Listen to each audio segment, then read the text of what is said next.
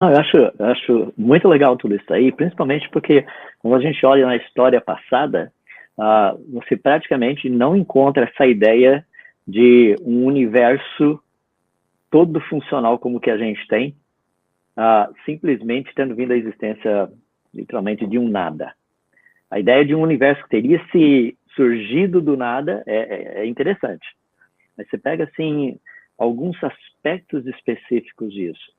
Por exemplo, quando você olha nos povos mais passados, e o Rodrigo sabe bem disso aí, melhor do que eu, é muito difícil você achar uma mitologia ou uma cosmogonia que afirme que o universo vindo à existência sem, digamos assim, uma entidade superior por trás.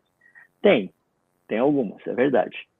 Mas é incrível quando você vê, assim, a maior parte dos povos do nosso planeta, a visão deles é justamente essa, de que o universo foi trazido à existência por alguma inteligência. É aquele negócio que faz sentido, né? Rapaz, eu pego assim, ó, tem outro par de óculos que está aqui comigo, imagina esse meu óculos ter surgido espontaneamente.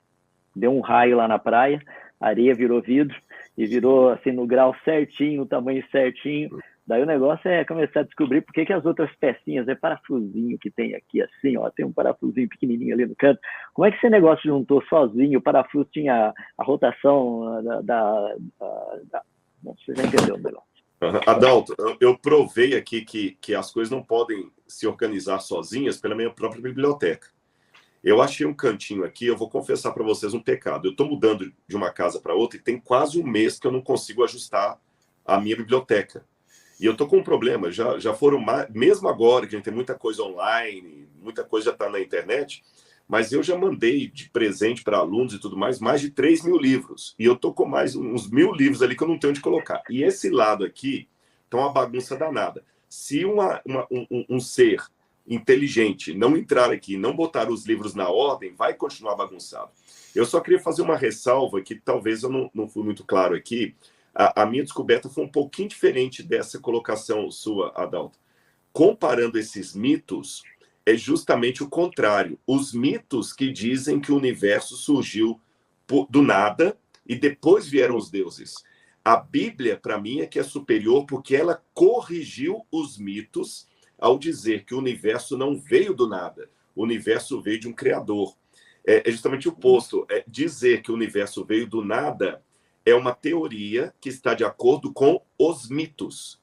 A Bíblia, se eu posso, vou criar um anacronismo aqui, se vocês me permitem.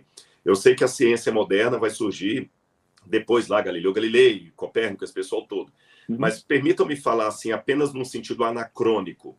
A ciência, a Bíblia, foi o livro científico, de fato, que corrigiu o erro dos mitos do passado. Porque os mitos é que divinizavam a natureza, daí que vem até a ideia de panteísmo e tudo mais, esses mitos que divinizavam a natureza a ponto de dizer que o universo surgiu sozinho, ou sempre existiu. E a Bíblia fala assim, não, o universo tem uma causa que tem que ser acima dele. E essa causa se chama Elohim, como diz no Gênesis, né? No princípio criou Deus os céus e a terra. Então, os mitos aqui, eles estão numa situação equivocada. Eles negam o design inteligente. O que afirma o design inteligente é Moisés, inspirado por Deus. Entendeu? Então, para mim, a Bíblia é que ela está superior aos mitos. Claro. E a tentativa científica de insistir de um universo que se autogera, se autofecunda, é uma tentativa, posso dizer como arqueólogo, mitológica. E até onde eu saiba, ciência não pode viver de mitos. Eu não sou cientista, mas foi o que eu vi no 2º grau. No ensino médio. Muito bem. Ó, só colocar rapidinho uma posição que eu tenho debatido e também me oposto a essa posição. Você citou o épico do Gilgamesh aí, né? Olha, outro dia eu estava assistindo um podcast muito famoso e eles estavam dizendo, olha, veja bem, a Bíblia é mais ou menos uma mitologia igual. Gênesis não é literal, é uma história que Deus mandou contar. Por quê? Porque fizeram um compromisso com a evolução, fizeram um compromisso com os milhões de anos. E para que esse compromisso possa ter alguma chance de ter alguma lógica, você tem que destruir a Bíblia e colocá-la, o relato de Gênesis, no mesmo nível do relato desses mitologias, né, como o épico de Gilgamesh. Aí, pessoal, o Rodrigo acabou de dar uma aula aqui, não tem nada a ver. Não só na qualidade da descrição, mas na filosofia da descrição, não é assim, Rodrigo? Sim. Hoje está um pouco desatualizado na academia a chamada mitologia comparada, da época de James Frazer. Hoje não se fala tanto nisso, mas ainda há muitos teóricos que falam, peraí, mas também não vai descartar tudo. Existe, sim, uma Levi-Strauss, por exemplo, vou falar Levi-Strauss. Levi-Strauss era ateu. E ele mesmo se admirou com uma coisa. Como é que a base da história da humanidade é a mesma, tanto no Oriente Médio como fora dela? E qual que é essa base? Essa base é que houve uma criação da humanidade, pelo menos, que essa humanidade caiu em desgraça, perdeu um paraíso por causa de uma alimentação errada. E qual a conclusão que Levi-Strauss chegou? Tem um núcleo real de algo que aconteceu. Aí agora eu vou falar em maneira teológica. A história de Adão e Eva é verdadeira. Tão verdadeira que os mitos, na verdade, nada mais são que uma distorção da verdade. Eu costumo dizer, Adalto, nas minhas aulas, ninguém falsifica uma nota de $8. Você que está aí na América, ninguém falsifica uma nota de $8. Não existe. Nem de 3. Nem de 3. Você vai falsificar uma nota de $20, de $100. Por quê? Existe. Você pode inventar uma nota de $8, não falsificar uma. Então, se os mitos são uma falsificação da verdade, então eles têm que ter alguma coisa semelhante à verdade, que foi distorcida. E qual que é esse núcleo da verdade que foi mantido? Houve um tempo edênico que foi perdido por alguma alimentação, depois foi seguido por um dilúvio.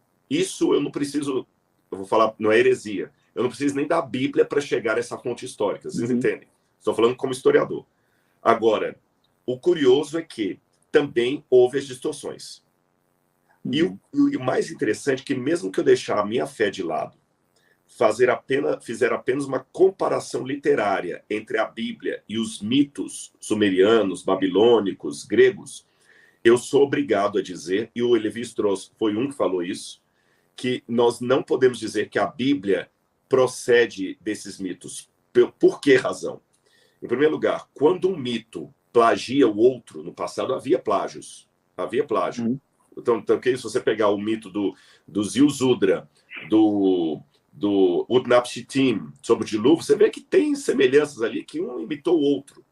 Só que regras de plágio no passado. Quando eu falo plágio, não no sentido antiético da palavra, é que no passado não havia essa questão de copyright. Eles iam passando a história, ele ia se multiplicando. Como é que eu classifico como uma história nasceu de outra? Em primeiro lugar, as histórias vão sempre repetindo a versão anterior de maneira mais complexa e sofisticada.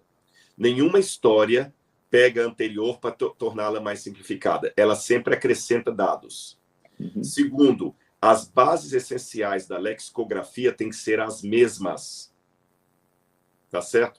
E quando eu vou comparando o Gênesis com esses e outros elementos que eu não vou citar aqui para não tomar muito tempo, eu vejo que o Gênesis infringe todos esses elementos. Para começar, o Gênesis é historicamente posterior aos mitos babilônicos. Eles vieram antes do Gênesis. Eles vieram antes. A Mesopotâmia veio antes. Porém, o Gênesis é tremendamente mais sintético do que os que vieram antes dele. Não faz sentido isso do ponto de vista da literatura. Ele deveria ser mais complicado. Segundo, todos os outros são politeístas. O Gênesis é o único que é monoteísta. Todos os outros colocam os deuses como filhos do universo. O Gênesis é o único que coloca o Criador antes do universo. Então, só por essas comparações literárias, racionalmente falando, não é pela fé, racionalmente falando aqui, eu estou falando questão agora da minha área, você é obrigado a dizer o seguinte: o Gênesis não tem qualquer relação de dependência literária com os mitos anteriores. A única relação que eu posso ver entre eles pelas coincidências, é que ambos estão apontando para algum evento longínquo da história da humanidade que aconteceu e ambos estão acenando para o mesmo evento. O Adalto é presbiteriano, o Marcos é batista, eu sou adventista. Nós vamos falar algumas coisas muito iguais aqui, por quê? Porque estamos remetendo à Bíblia.